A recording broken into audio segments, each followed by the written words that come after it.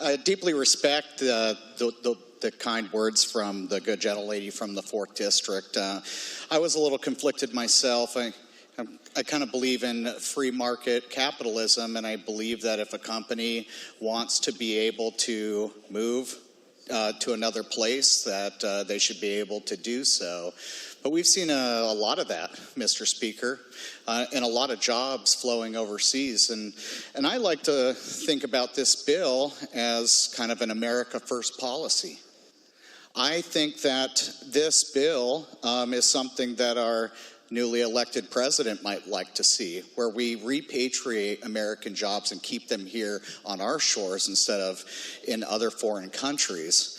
And so I'm glad to see that many of the labor unions have weighed into this in support, including IBEW is in support of this bill.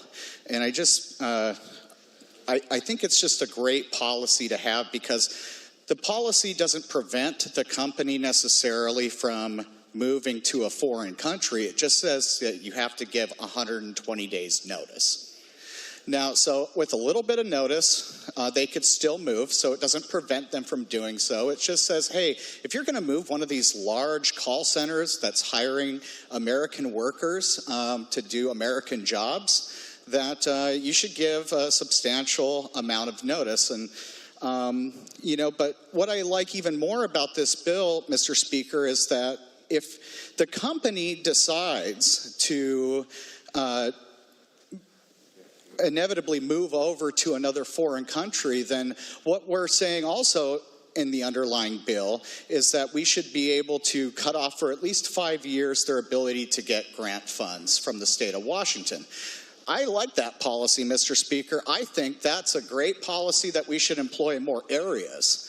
There is a lot of money, as I said, on the Appropriations Committee, Mr. Speaker, where grant funds are going to entities that operate in other states, entities that operate maybe in other countries. So we're sending our hard-earned tax dollars from the taxpayers of Washington through grant funds to organizations that do work for people in Utah, for companies that exist in Utah. And I always question, Mr. Speaker, why do we continue to do that? So I would like to see that aspect of this bill and more policies where we say if you're not actually benefiting the people of the state of Washington, then we should be taking some of those grant funds back for a period of time. And especially if you're moving over to do work in a foreign country and hire cheap labor, which is not what we're for, and basically casting aside all of the good American jobs and the American worker,